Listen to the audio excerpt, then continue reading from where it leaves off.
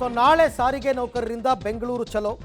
ಸಾರಿಗೆ ನೌಕರರ ಜಂಟಿ ಕ್ರಿಯಾ ಸಮಿತಿ ಪ್ರತಿಭಟನೆಗೆ ಕರೆ ಕೊಟ್ಟಿದೆ. ಆದರೆ ಸಾರಿಗೆ ನೌಕರರಿಗೆ ಶಿಸ್ತು ಕ್ರಮದ ಎಚ್ಚರಿಕೆಯನ್ನು ಕೊಡಲಾಗಿದೆ. ನಾಳೆ ಕೆಲಸಕ್ಕೆ ಹಾಜರಾಗದಿದ್ದರೆ ನೋ ಪೇಮೆಂಟ್. ನೌಕರರು ಕಡ್ಡಾಯವಾಗಿ ಕರ್ತವ್ಯಕ್ಕೆ ಹಾಜರಾಗಬೇಕು ಅಂತ ಸೂಚನೆ ಇಲಾಖಾ ವತಿಯಿಂದ. ಪ್ರತಿಭಟನೆಯಲ್ಲಿ ಭಾಗಿಯಾದರೆ ಸೇವಾ ನಿಯಮ ಅನ್ವಯ ಕಠಿಣ ಕ್ರಮವನ್ನು ತಗೊಳ್ತೀವಿ ಅಂತ KSRTC MD ಅಕ್ರಮ್ ಪಾಷಾ ಅವರು ಎಚ್ಚರಿಕೆಯನ್ನು ಕೊಟ್ಟಿದ್ದಾರೆ. ಪ್ರತಿ ಬಾರಿ ಇವರು ಪ್ರತಿಭಟನೆ ಕರೆ ಕೊಟ್ಟಾಗಲೂ ಹೀಗೆ ಎಚ್ಚರಿಕೆ ಕೊಡ್ತಾರೆ. ಅದಕ್ಕೆ ಅವರಲ್ಲಿ ಒಗ್ಗಟ್ಟು ಒಡೆದು ಹೋಗುತ್ತೆ. ಸೊ ಈಗ ಏನು ಮಾಡ್ತಾರೆ ಇವರು ಅಂತಕ್ಕಂಥದ್ದು ನೋಡಬೇಕು. ಈ ಬಗ್ಗೆ ಮತ್ತಷ್ಟು ಮಾಹಿತಿ ನನ್ನ ಕೊಲೀಗ್ ರಾಘು ಅವರಿಂದ ಪಡ್ಕೊಳ್ಳೋಣ. ರಾಘು, ಒಂದು ಕಡೆ ಸಿಬ್ಬಂದಿಗೆ ಎಚ್ಚರಿಕೆ, ಮತ್ತೊಂದು ಕಡೆ ಇಲ್ಲ ನಾವು ಪ್ರತಿಭಟನೆ ಮಾಡಿಯೇ ಸಿದ್ಧ ಅಂತ. ಹಾಗಾಗಿ ಈಗ ಸಾರಿಗೆ ಇಲಾಖೆಯ ಎಚ್ಚರಿಕೆಯನ್ನು ಎಷ್ಟು ಗಂಭೀರವಾಗಿ ಪರಿಗಣಿಸ್ಬೋದು ಅಂತ?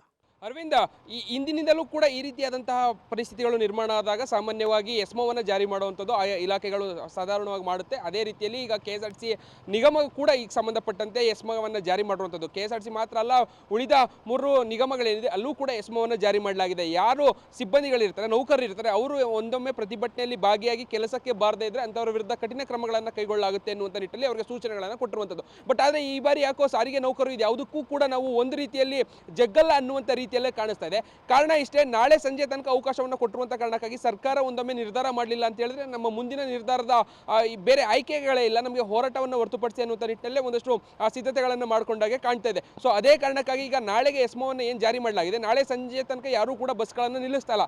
ಯಥಾಸ್ಥಿತಿಯಲ್ಲಿ ನಾಳೆ ಬೆಳಿಗ್ಗೆಯಿಂದಲೂ ಕೂಡ ಬಸ್ಗಳ ಓಡಾಟ ಸಾಮಾನ್ಯವಾಗಿ ಇರುತ್ತೆ. ಬಟ್ ಆದರೆ ನಾಳೆ ಸಂಜೆ ತನಕ ಸರ್ಕಾರಕ್ಕಿರುವಂತಹ ಗಡುವು ಏನಿದೆ, ಡೆಡ್ಲೈನ್ ಇದೆ, ಆ ಡೆಡ್ಲೈನ್ನ ಒಳಗಾಗಿ ಸರ್ಕಾರ ಅಧಿಕೃತವಾಗಿ ನಿರ್ಧಾರವನ್ನು ಪ್ರಕಟ ಮಾಡದೇ ಇದ್ದರೆ ಆ ನಂತರದಲ್ಲಿ ಸರ್ಕಾರ ಯಾವುದೇ ನಿರ್ಧಾರಗಳನ್ನು ಕೈಗೊಂಡ್ರು ನಾವು ಅದನ್ನು ಉಲ್ಲಂಘಿಸಿಯೇ ಹೋರಾಟಕ್ಕೆ ಇಳಿತೀವಿ ಎನ್ನುವಂಥದ್ದು ಸಿಬ್ಬಂದಿಗಳು, ನೌಕರರೇನಿದ್ದಾರೆ ಅವರ ಒಂದು ಎಚ್ಚರಿಕೆ ಆಗಿರುವಂಥದ್ದು. ಇದೇ ನಿಟ್ಟಿನಲ್ಲಿ ಈಗಾಗಲೇ ನಿನ್ನೆಯಿಂದಲೂ ಕೂಡ ಸಾರಿಗೆ ಮುಖಂಡರು ಆಯಾ ನಿಗಮದ ನೌಕರರಿಗೆ ಏನಿದ್ದಾರೆ ಅವರಿಗೆ ಮತ್ತೆ ಅದನ್ನು ಸೂಚನೆ ಕೊಡುವಂಥದ್ದು, ಮತ್ತೆ ಅವರನ್ನು ಎಚ್ಚರಿಸುವಂಥ ಕೆಲಸವನ್ನು ಪದೇ ಪದೇ ಮಾಡ್ತಾ ಇರುವಂಥದ್ದು. ಎಲ್ಲದಕ್ಕೂ ಕೂಡ ನೀವು ಮಾನಸಿಕವಾಗಿ ಸಿದ್ಧವಾಗಿರಿ ಎನ್ನುವಂಥ ನಿಟ್ಟಿನಲ್ಲಿ ಒಂದಷ್ಟು ಸಲಹೆ ಸೂಚನೆಗಳನ್ನ ಕೊಡ್ತಾ ಇದ್ದಾರೆ. ಬಟ್ ಆದರೆ KSRTC ಜೊತೆಗೆ BMTC ಸೇರಿದಂತೆ ಉಳಿದ ನಿಗಮಗಳು ಕೂಡ ಈ ವಿಚಾರಕ್ಕೆ ಸಂಬಂಧಪಟ್ಟಂತೆ ಒಂದಷ್ಟು ತಯಾರಿಯನ್ನು ಮಾಡಿಕೊಂಡಾಗೆ ಕಾಣ್ತಾ ಇದೆ. ಅಲ್ಲಲ್ಲಿ ಇರುವಂಥ ನೌಕರರೇನಿದ್ದಾರೆ ಅವ್ರನ್ನ ಮನವೊಲಿಸುವಂಥ ಕೆಲಸಗಳನ್ನ ಮಾಡ್ತಾ ಇದ್ದಾರೆ. ಇದರ ಜೊತೆಗೆ ನಾವು ಗುತ್ತಿಗೆ ಆಧಾರದ ಮೇಲೆ ತೆಗೆದುಕೊಳ್ಳುವಂಥ ನೌಕರರೇನಿದ್ದಾರೆ ಅವರಿಗೆ ಯಾರಿಗೂ ಕೂಡ ರಜೆಯನ್ನು ಕೊಡೋದು ಬೇಡ ಅನ್ನುವಂಥ ನಿಟ್ಟಿನಲ್ಲೂ ಕೂಡ ಒಂದಷ್ಟು ತಯಾರಿಗಳನ್ನು ಮಾಡ್ಕೊಂಡಿದ್ದಾರೆ. ಬಟ್ ಸರ್ಕಾರ ನಿರ್ಧಾರ ಏನಾಗಿರುತ್ತೆ ಅನ್ನುವಂಥ ನಿರ್ಧಾರದ ಆಧಾರದ ಮೇಲೆ ಮುಂದಿನ ಕ್ರಮಗಳನ್ನು ಕೈಗೊಳ್ಳುವಂಥ ನಿಟ್ಟಿನಲ್ಲಿ ನಿಗಮಗಳು ಮುಂದಾಗಿರುವಂಥದ್ದು. ಸದ್ಯಕ್ಕೆ ಸರ್ಕಾರದ ನಿರ್ಧಾರಕ್ಕೆ ಇತ್ತ ನಿಗಮ ಅತ್ತ ನೌಕರರು ಇಬ್ಬರು ಕೂಡ ಕಾಯ್ತಾ ಇದ್ದಾರೆ. ಬಟ್ ಸರ್ಕಾರ ಯಾವ ನಿರ್ಧಾರಗಳನ್ನು ಕೈಗೊಳ್ಳುತ್ತೆ ಅನ್ನೋದನ್ನ ಕಾದು ನೋಡಬೇಕಿದೆ. Aravind, right, thank you Raghu, ತಮ್ಮ ಎಲ್ಲ ಮಾಹಿತಿಗಾಗಿ ಧನ್ಯವಾದ. ನಾಳೆ ಸಾಯಂಕಾಲದ ಒಳಗೆ ಇವರಿಗೆ ಡೆಡ್ಲೈನ್, ಇಲ್ಲ ಅಂತಂದರೆ ಬಸ್ಗಳ ಸ್ಥಗಿತ, ಸಂಚಾರ ಏರುಪೇರು ಆಗಬೇಕು ಸ್ವಲ್ಪ. ಆವಾಗ ಜನರಿಗೂ ತೊಂದರೆ ಆಗುತ್ತೆ, ಸರ್ಕಾರದ ಮೇಲೆ ಒತ್ತಡ ಬೀರುತ್ತೆ.